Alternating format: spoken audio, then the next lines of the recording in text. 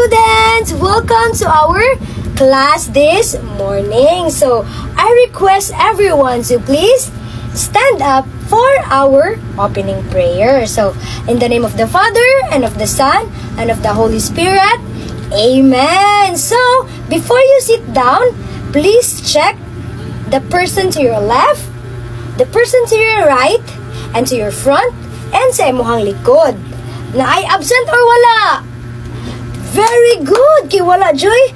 Absent. So, before ka mo lingkod, check under your chair if naabay basura. And please arrange your chair para organize ang atuang klase this morning. Very good! So, I request everyone to please settle down. Kay na ay isulti si teacher ninyo nga kailangan ninyo sundon. Mao kini ang atuang classroom rules. Kung naaga ni classroom rules, buot pasabot, dapat na atay sundon sa classroom. Sige, first nga ato ang rule sa room is always listen. When we say gani class nga, always listen, dapat maminaw ka ni teacher. Dili ka makigtabi, dili ka magsigig kuwit sa imuhang tapad, dapat ang imuhang dunggan o ang imuhang mata na as ni teacher. Very good! And next is never interrupt. Kung naay magsulti diri sa atubangan, always raise your hand kung naamoy question or ganahan mo answer. Dili kay mo diretso og storya. Yes, kay dili ganahan si teacher ana.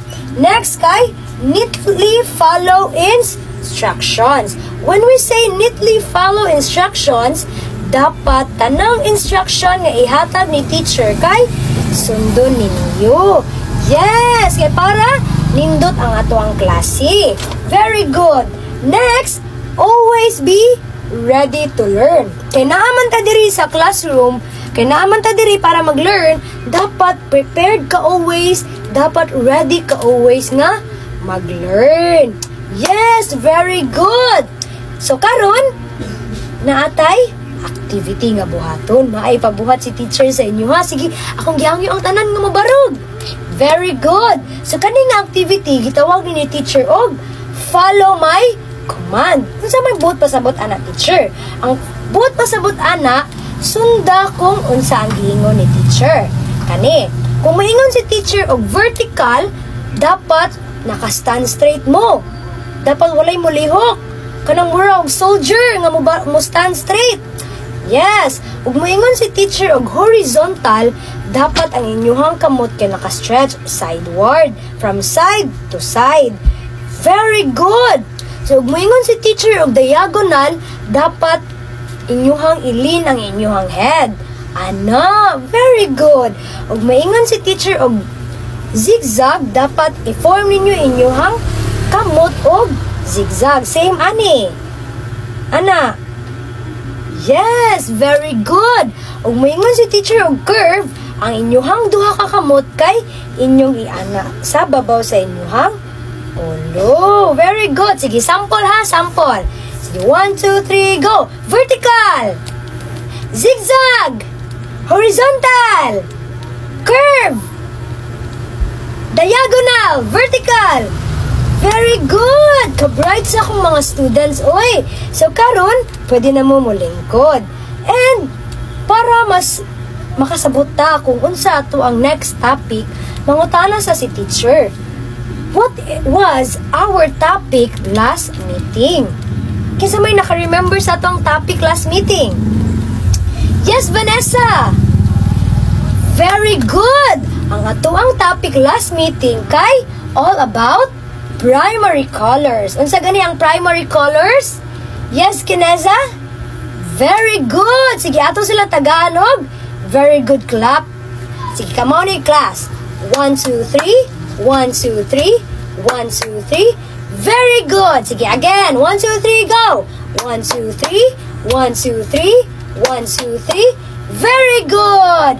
So, yes, I believe nga naamoy na learn ni teacher kahapon. So, karon, kaya naman ta sa ato ang bago nga topic, naay story si teacher. Kisa man ganan og story? Wow! Very good! Kay si teacher excited na pod mo share sa iyahang story nga prepare. So ganahan si teacher nga ang tanang dunggan maminaw ni teacher. Ang baba walay magtabi ug ang kamot ibutang sa paa. Very good kana. So mag-start na si teacher sa iyahang story. Now, naisa ka bata ang linganan og Lina. Si Lina kay usa ka curious little girl nga love niya mag-explore sa bisan unsa nga mga butang. One day, niadto siya sa usa ka forest and nakakita siya og isa ka kahoy. And nadunggan niya nga ang kanang nga kahoy kay gitawag na siya og tall vertical tree. Moto na curious man siya giduol niya ug iyahang gitouch ang kahoy nya nakita niya nga ang katong nga tree nagstand siya as mura og soldier. And while nagcontinue siya sa iyang journey, nakalabay siya og usa ka long road. Long horizontal road na iyahang na labyan. While nag-continue siya sa iyang journey, nakakita siya og playground. Ni-stop siya og nakita niya ang diagonal slide. Tungod sa ka-curious ni Lina, ni-try siya sa diagonal slide. Ni-slide siya. Woo!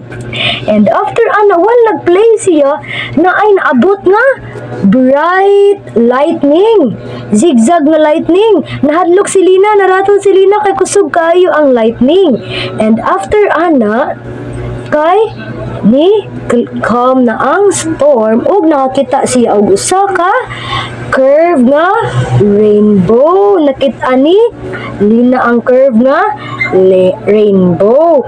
And sukad ato nga adlaw, proud kaayo si Lina nga gitawag niya ang iyang kaugalingon nga si Lina the Line Explorer. Mao na nga tuwang story this morning. Yay! So karon na ay mystery box si teacher nga andam. Naani sulod. Unsa kaya sulod ani? Naani sulod ang mystery box ni teacher. Sige kaysa may ganahan, makakita kung unsa ang sulod sa box ni teacher. Very good. Yes. Yes, Vine. Bunot og isa. Vine. Unsa man ni? It's mountain. Kinsa may nakaadto na sa mountain? Very good. Unsa may naa sa mountain? Yes, na ay mga leaves, na ay mga trees, and daghan pa. Sige, kinsa pa ganahan mo bunot? Yes, shine. Unsa man ni? Kani? It's a ladder. Kinsa may naka-try diri nga ni kat-kat na og ladder. Wow, very good. Very good kay mo, students. Since manaman ta sa ato ang story, na ay question nga giandam si teacher diri sa box. Sige, kinsa may ganahan mo answer? Ang ganahan mo answer kay mo raise sa iyahang hand. Wow! Yes, JB! Very good! I believe ganaminaw jud mo sa answer sa story ni teacher ganiha kay naka-answer mo sa mga questions nga giandam ni teacher. So karon kay nakabalo naman mo kung unsa atong gibuhat ganiha nag-story si teacher. Unsa to ang story ni teacher? Unsa ang title? Lina the Explorer. So karon kisa may naay idea kung unsa ang ato ang topic. Wow, very good. So ato ang topic karon nga kabuntagon kay it's all about different types of lines. Very good. Maghisgot ta og mga lines kung giunsa ang paggamit ang lines, kung paasa pwede magamit ang lines. Yes, very good. So, sa atong discussion na ay gitawag na first is vertical line. Mao ni siya ang vertical line. Kani mao nang example ni teacher sa vertical line. Ang vertical line means stands up and down. Ang vertical line kuno kay gikan sa babaw padung sa ubos. Mao na siya ang vertical line.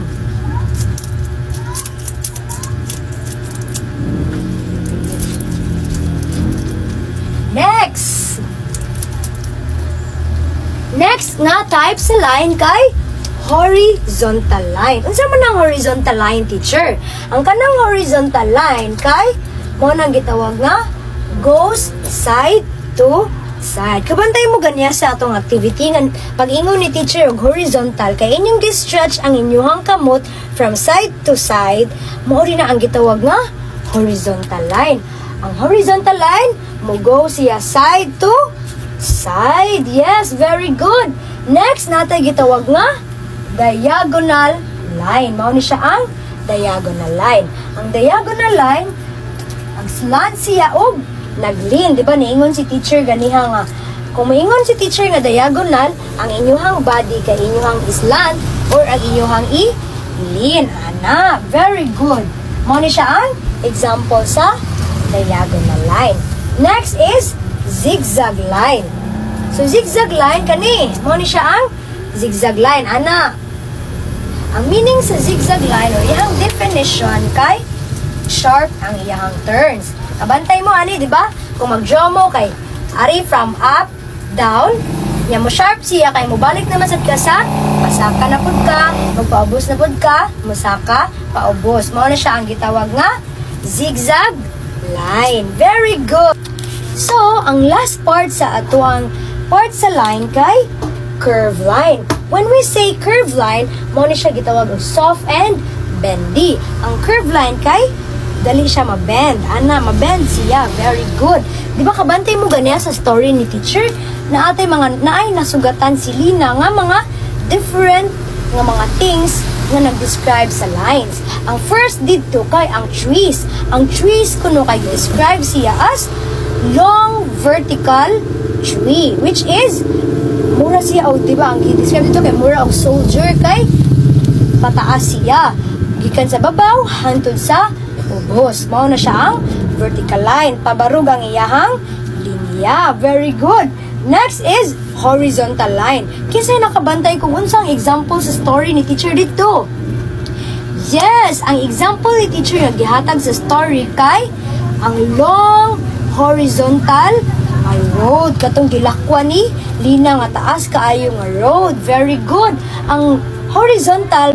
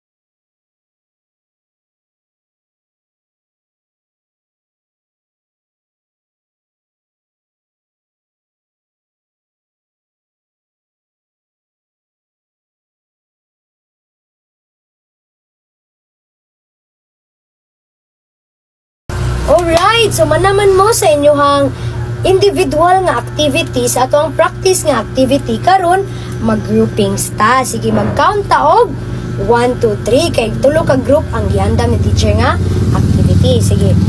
Let's start with you. 1, 2, and 3. Very good. So, all number 1 will stay here sa left side and all number 2 there sa center and all number 3 kay there sa right side. Very good. So, karon unsa atong buhaton? Teacher, nga nung nag-groupings man ta. So, ang buhaton ninyo kay mag-create mo og kanang align murals design. Unsa man ang mural, teacher? Kasi nakabantay o kana ganing mga painting kilid sa dalan, naasulod sa school, naa sa walls, mao na siya ang gitawag nga mural. So, maghimo mo og ingana. Pero ang inyong gamiton kay wala man ta sa gawas, dili man ta pwede mo paint sa wall, you will use a short band paper. Sige. Karon, ang instruction ni teacher nga inyong buhaton, each group o sa group 1, o mao na maghatag si teacher first ha, sa group 1, inyong buhaton nga design kayo, it's all about nature. Pwede ninyo butangan og mountains, trees, birds, basta naa ang nature. And ang group 2, you will make a mural about community. Naadra ang mga building, o bisan unsa pa nga naa sa community. Ang ikatulo kay mga kanang fantasy scene, like for example, mga dragons, mga bisag unsa nga inyuhang makitaan nga mga fantasy. Yes, very good. So, mao na inyuhang buhaton. First, dapat ang tanang grupo na ay bond paper nga giandam, na ay pencil and colors and markers. So, inyuhang buhaton, ika-draw ninyo dapat makita ang 5 different types of lines. Yes, nya ikaw man butangan ninyo og color para mabutangan dili siya dry ang inyong i-drawing para colorful ang inyong i-drawing. And then after that kay mag-give si teacher og cue nga inyo na i-present diri sa atubangan. Yes, so pwede na mo mag-start. I will give 10 minutes sa inyo ha para magplano, magbuhat sa inyong task. Okay, I will give you 10 minutes. Alright, mana?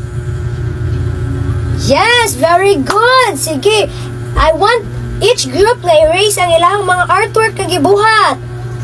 Wow, nakita na ko nga. You are very creative.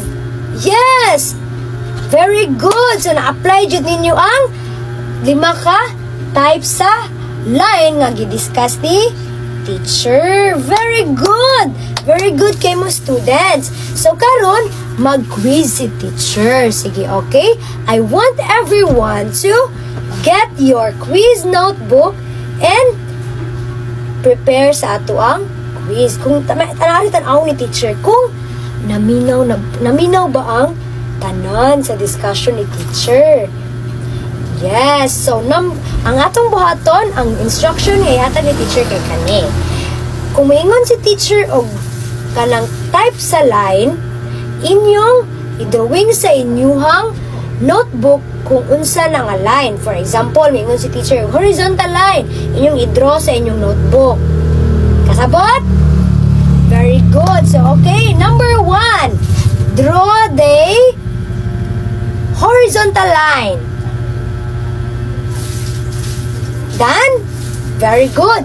Number 2, draw the zigzag line. Done? Very good. So, number 3, draw the curve line. Mana? Very good. So, number 4, draw the vertical line. And number 5, draw the diagonal line. Wow! I believe nga naminaw jud mo tanan ni teacher. Kisa may nakakuha og perfect. Wow! Very good kay mo mga students because naminaw jud mo kung unsa ang istorya ni teacher. So karon kay human naman ang ato ang time, kay na ay pa-assignment si teacher nga inyong buhaton sa balay.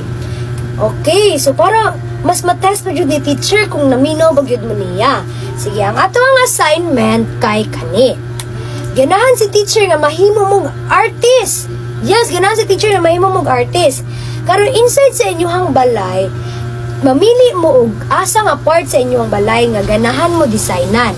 Inikahuman, for example, ako, ganahan si teacher nga ang designan ni teacher sa iyang balay kay ang ako ang kwarto.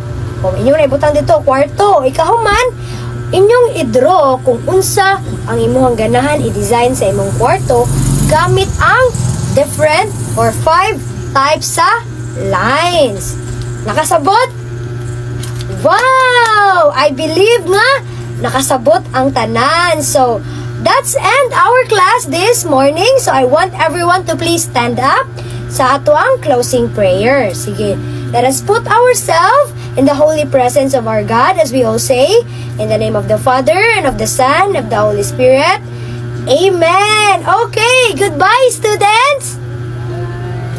Yay! So, pwede na mo manguli. Thank you so much students! Bye!